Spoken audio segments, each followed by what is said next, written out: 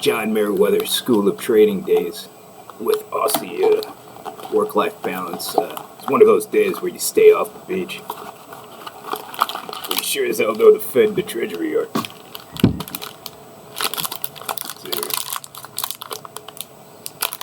It's pretty funny too, the stupid stuff that they came up with. They seem to think their problems are over. Their problems are far from over. They're a long way from fucking any solution to their garbage failure there. But one of those that I wanted to show was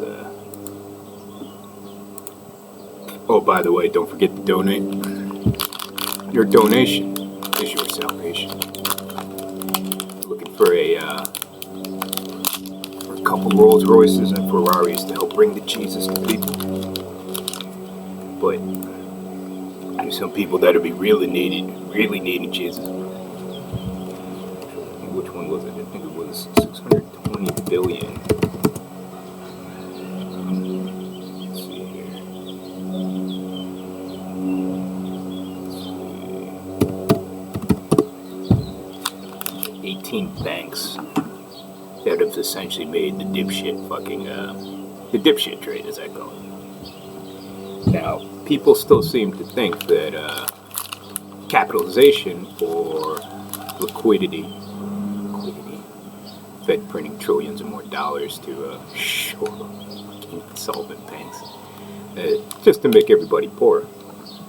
But this one was the nice little gem that they still, well, that they can't really fix it.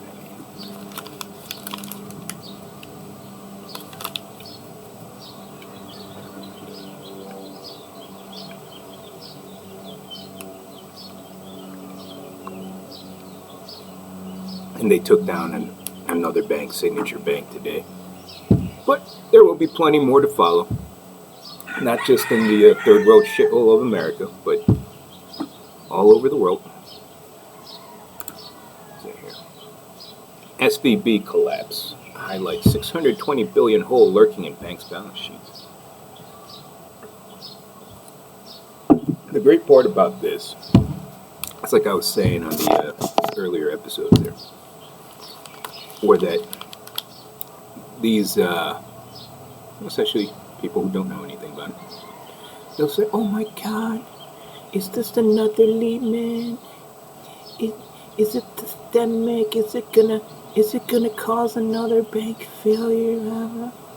No, SVB failed because it was run by dipshits. Woke dipshits, by the way. Get woke, go broke.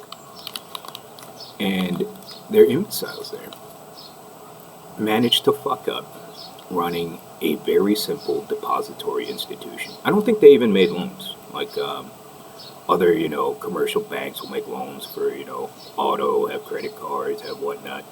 They didn't even do that. At least not to my knowledge. I didn't look too much into it. But they had one simple task, and they failed at it.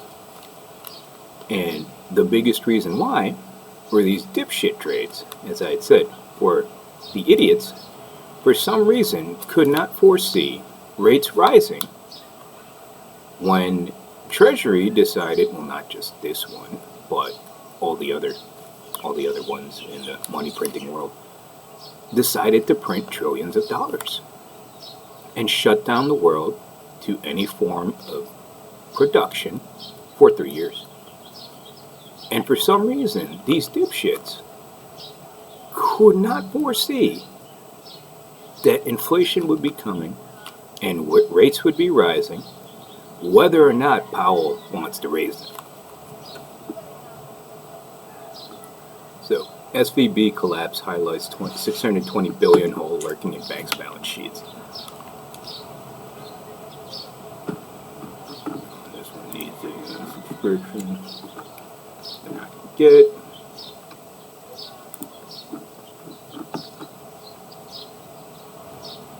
And don't forget the brilliance of this too, because it is one of the most standard trades, or standard practice for basically every bank to hold U.S. treasuries. when all of them make the wrong way trade for U.S. Treasuries, that's only one part of the fuck up. And they're $620 billion in the hole for that. But not everybody is a complete dipshit, and they would have been hedging it. And now all the other people are on the hook for that one-way trade.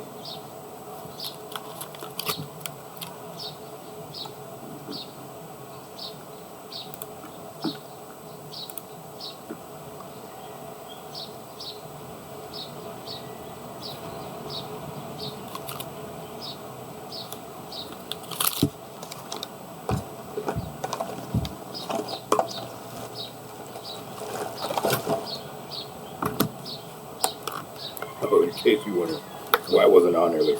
The dirty little lot money changer. I'm still telling people to be drugging my damn food.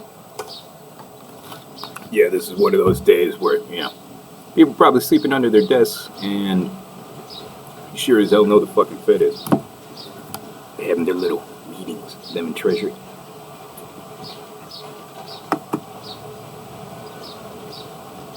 U.S. banks sitting on unrealized losses of $620 billion.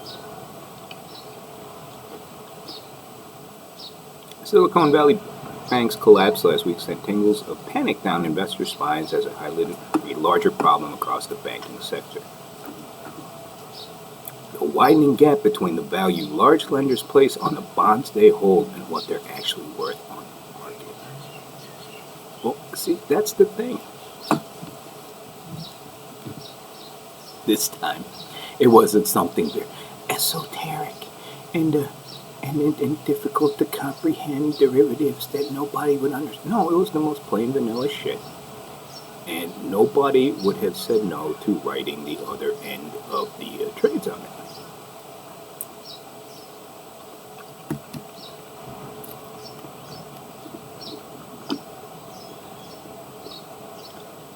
SVB's downfall was tied in part to the plunge in the value of bonds it acquired during boom time. Oh, and don't forget, other countries who also have to do that sort of thing in their little basket of whatever, they get to deal with the dollar too.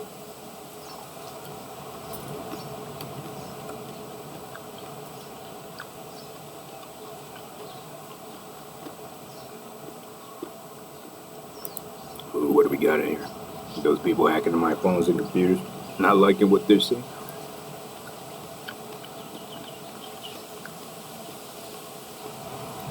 Anyway, SVB's downfall was tied in part to the plunge in the value of bonds it acquired during boom times, when it had a lot of customer deposits coming in and needed someone to park the cash. But SVB isn't the only institution with that issue. There's going to be a lot of them. So no, SVB is not going to spark contagion, because SVB is not the original part of the bigger problem. SVB is but one domino to fall. And it'll take all the little shit with it, that it's connected to, I mean. Things like a Roku, who $500 million that they're not going to see again. But that's how that works. U.S. banks are sitting on $620 billion in unrealized losses.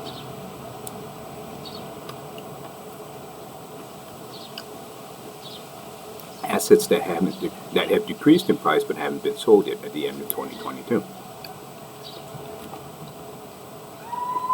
according to the FDIC.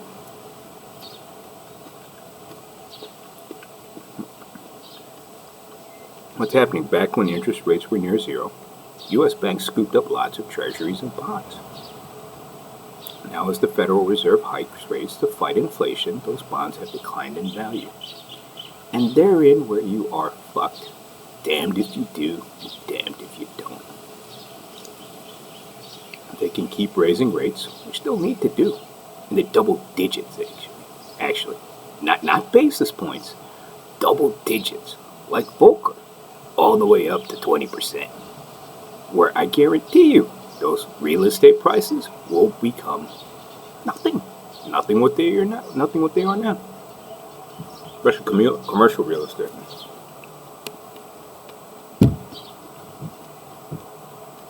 Or they can leave inflation there, wherein everybody gets to die in poverty.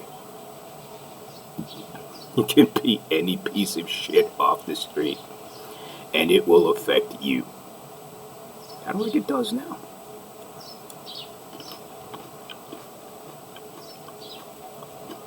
Not to mention all the other things inflation does so well, or mega inflation does so well in an economy, which will be a video in and of itself.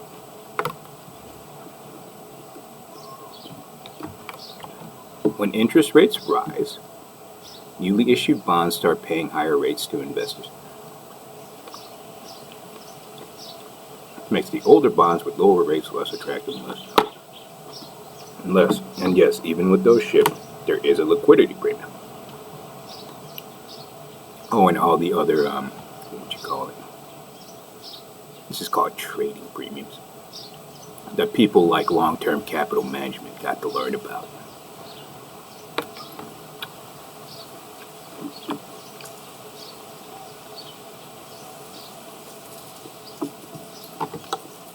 The result is that most banks have some sort of amount of unrealized losses on their books. The current interest rate environment and inflationary environment has had dramatic effects on the profitability and the risk profile of banks' funding and investment strategies. Now, remember, most of the people who work at these banks, as I was saying in the other episode, tend to be dipshits. They are not people who are qualified to be doing this. So not only do they not know what to do in the textbook examples of these things, as I said, it's the plain vanilla, the most vanilla of trades to make. They sure as hell will not know what to do in an inflationary environment like this, in the current interest rate environment, during the current economic circumstances, as well as all the geopolitical ones. So, you have a lot of wrong way trades that are offset by even shitloads more money of hedges. So, I guarantee you, that's what the Fed and Treasury, and probably every other central bank in the rest of the world, are trying to figure out now.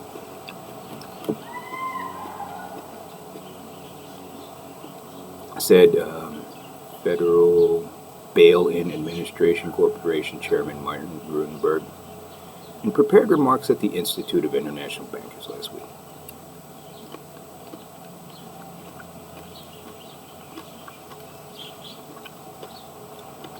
Unrealized losses weaken a bank's future ability to meet unexpected liquidity needs, he added.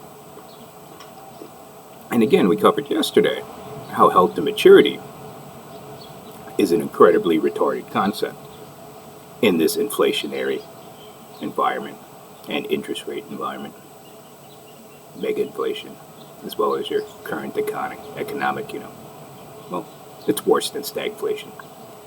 And, your geopolitical stupidity, too.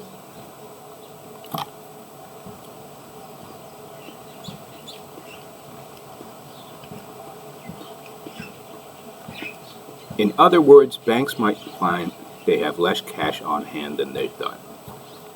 And this was the really funny part, too. I'm going to get to the part with Zero Hedge over there points out very nicely that the FDIC had some nice words for the depositors, nice words of reassurance. Oh, we'll backstop every one of your deposits, don't worry. Until you take a look at how much money they have to actually do that. Oh, it's nice to promise things, basically, what's that line I keep hearing too? They're writing checks they can't cash. And apparently people can't count.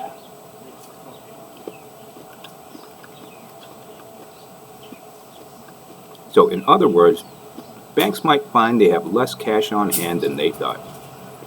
And that's a problem. They weren't thinking or counting. Especially when they need it, which is now. And if you're one of the people who hold demand deposits in one of those institutions, for you, that would be right the fuck now. Because their securities are worth less than they expected. And it gets worth less even more in a fire sale. You know, when you get a run on your bank. Even though the dirty lying FDIC was writing checks they can't cash. Which we'll get to in a second. But this is just but one of many of their underlying problems. Just one.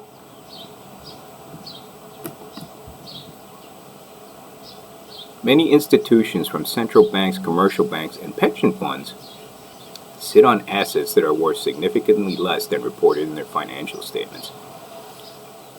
Oh, and you get to learn that concept even more quickly in a fire sale. You get to learn the definition of liquidity. Said Jens Hagendorf, finance professor at King's College, London. The resulting losses will be large and need to be financed somehow. How would that be? Well, let's see. That'll be the taxpayer, who's already broke as shit because they're the largest debtor nation in the history of the world. So who's going to bail the Fed out? And then, and don't forget, get all these little awesome derivatives all over the place. A little bit worth more probably, or not probably, worth a little bit more than the 620 billion underlying.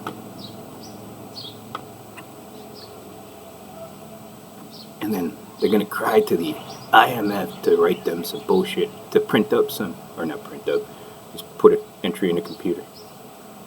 SDRs that nobody gives a fuck about. The resulting losses will be large. Well, see, that's the wonderful thing about hyperinflation. That's an understatement. It's going to be huge.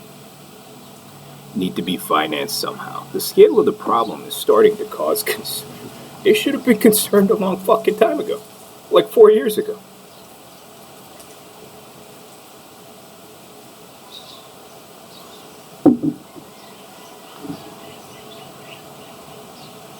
Still, there's no need to panic yet, say analysts. Well, let's see. This was written on March 12th.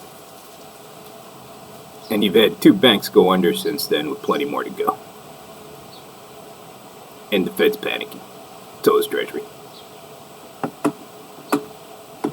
That's a nice little write-up with zero edge there, too. I'll get to it in a second.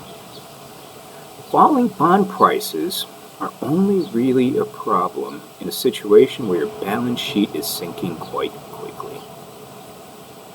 No, that's not the only time. And you have to sell assets that you wouldn't ordinarily have to sell. It says Luc Pluvier, senior portfolio manager at Van Lanschot Kempen, a Dutch wealth management firm. And again, a lot of these people in Europe should know about this. Because there are a lot of people who took fucking haircuts and bail-ins and bank holidays. It's a holiday. Most large U.S. banks are in good financial condition. I can't even say that without laughing. No, they're not. And will find themselves in a situation where they're forced to realize bond losses, says Grunberg. Well, see, that's the thing. You just saw it in one bank run. And then the day of reckoning will come for every single one of them. Even if it's not today, it will come eventually. And just because the FDIC is writing checks they can't cash, I guess it's the Fed, writing checks they can't cash, well, that doesn't mean your problem is solved. And in fact, you're very far from it. One shit bank. Nice little whispers of reassurances for one shit bank. Or I guess 2 shit banks. Was it Signature Bank too? Is not going to solve your problems. Shares of larger banks stabilized Friday after plunging to the worst day in the year. Yeah, and two banks have gone under since then. One of the largest banks since WAMO. And then there's that shit. This is another hilarious. That's a completely different topic where you see fake Hondas, going off on Powell. Which would be a great entire video in and of itself. Well, for the most part, your workforce will be having coincidences and will likely not be participating in it for one reason or another anyway. And the other part is you get to learn what inflation does to your economy.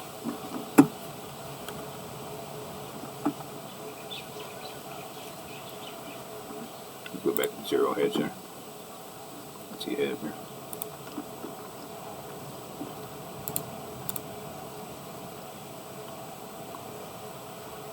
Oh, that's fucking hilarious. Stress in the banking system. You mean complete and utter failure?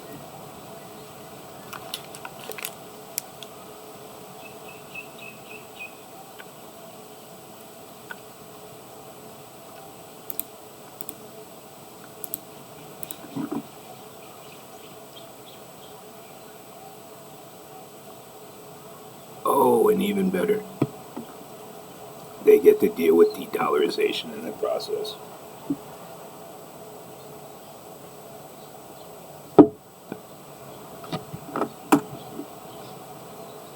Garbage dollar will turn into the, shit peso.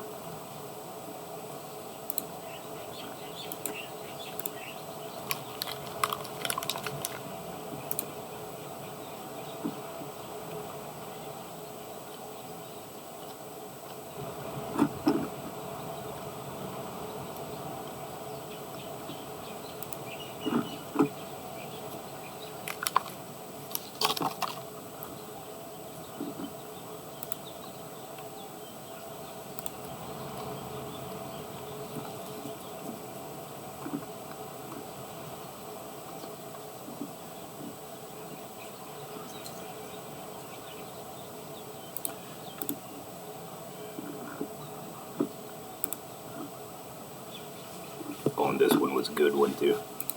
This one from T-Chire there. I don't pronounce his goddamn name. Wrote a note from him.